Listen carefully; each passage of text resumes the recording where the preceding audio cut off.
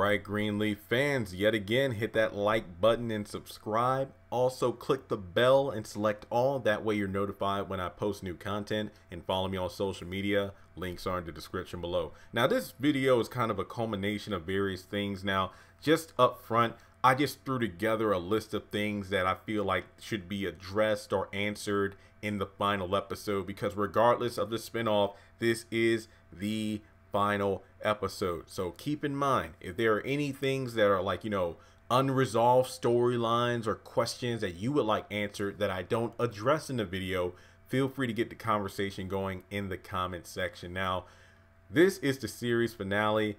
Yes, already I'm pretty sure that the Greenleaf creators and directors and writers will do a much better job with finishing off Greenleaf as compared to Tyler Perry with If Loving You Is Wrong. No, let's not go into the great debate about the DNA testing, who's the baby daddy in the comments. Do that on the If Loving You Is Wrong videos. Let's keep this Greenleaf related. I just made a quick nod to If Loving You Is Wrong because it was relevant to the discussion.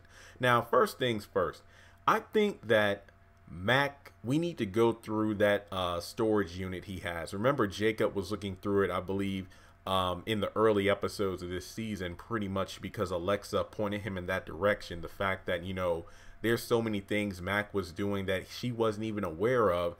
She's honestly afraid to go down to the unit herself because there's no telling what she would find. Now, I feel like that's a very good thing to explore because remember, Jacob was in there. We don't know how long he was sitting in there. We know he had like a bottle of water, a cup of coffee, and after searching through documents and other things, he eventually just grabbed a fishing rod and tackle box because he couldn't find anything that could potentially save the house. It was only by circumstance that he was able to dig in the tackle box and then stumbled across that first will.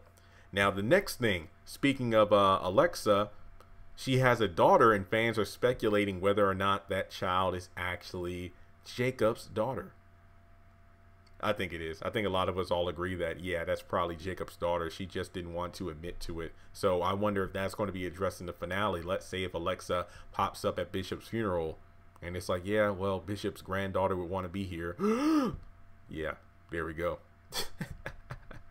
Let's see. Then the next question is, with Calvary being reborn, who's going to be leading the church? I mean, it seems pretty obvious that May would be the one leading the church because Bishop seemed to have held, the reins long enough and passed them over to May. I mean, he kind of made this clear when they were having, their Sundays, or excuse me, their home services, since they weren't going to Calvary for the last Sunday, and he literally said to everyone, your mother, she'll be leading the services from now on. Carden, Charity will be doing the music, and go from there. So I wonder, will Grace become head pastor? Will Jacob become head pastor? I know Charity's dream was to do it, but at the same time, I think she play your role. Everybody needs to play their part. So it's like, when it came to the Jacksons, Tito played guitar. He didn't try to be Michael. Jackie had the tambourine, but yeah, Michael did his thing. So yeah, just stay in your lane. So who do you think the new pastor is going to be? Do you think it will be a Greenleaf, or do you think it will be someone else? After everything the Greenleafs went through, well, then again, they tried to put another non-Greenleaf in charge, and we saw how that went. So now I think it's going to be a Greenleaf. The question of who has yet to be decided.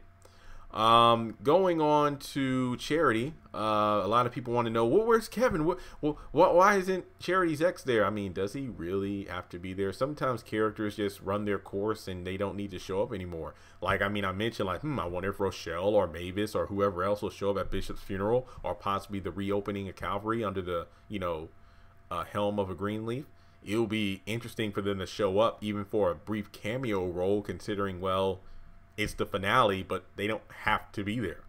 And then something that I don't think a lot of people have talked about, more people talked about, yeah, Charity, great way to stand up and kick Phil to the curb and all. I would love to see a scene, even if it's brief or even if it's just mentioned, as to whether or not Phil and his father reconcile. That's something I would really like to see, because obviously when Charity brought Phil's father to the church and they spoke, it was not on good terms. Phil was disgusted to be in his presence, let alone listen to what his father had to say. But after learning the truth for himself, I would love to see if Phil and his father could kind of reconnect. That's something I would really like to see, almost more than anything else in this finale. Then we go over to H&H. It was mentioned by, I think, Darius to Grace when he was bringing her home from the church that CBS, like, yeah, Bob Whitmore stepped down as the head of H&H. So I know this sounds messed up, and I'm not saying this because I love Judy, but it would be interesting to see H&H being used for good. You know, like with Bob stepping down because of his checkered past. To be honest, this actually resonates with a lot of real world stuff going on, where past scandals and stuff like that come to light, and then as a result, a person who's been leading an organization from the ground up steps down due to controversy. What if Judy started running H&H? Like, I know people hate Judy and everything, but I honestly don't believe Judy knew about, kind of like what Phil didn't know about his father. Oh, I'm sorry. Kind of like Phil not knowing what his mother did for a living, and he now decided to do the right thing. I really think that Judy could be, well, you know what? Let me push even further. I think, and I might do a separate video, I think Phil would be a great person to run H&H, to make amends for what happened with his mother helping with Edenvale lending. He literally said that he was Bob Whitmore writing the speeches in the books. I think Phil could run H&H. Like, I'm not saying him and Judy need to get back together because his heart's with charity, but I think in a good gesture, Judy would like to make up for what the Whitmore name has been tarnished by thanks to Bob. So I think Phil and Judy together could do a great job running H&H. I think that's I want to do a separate video on that. Yep. And then,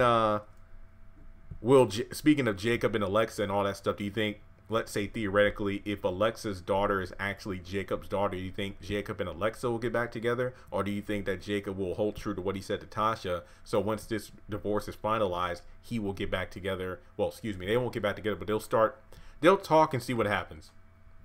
And then the last thing I want to bring up is the spinoff. Now, I've done a couple videos already about how about a prequel series, Sophia and Zora and, you know, Brooklyn.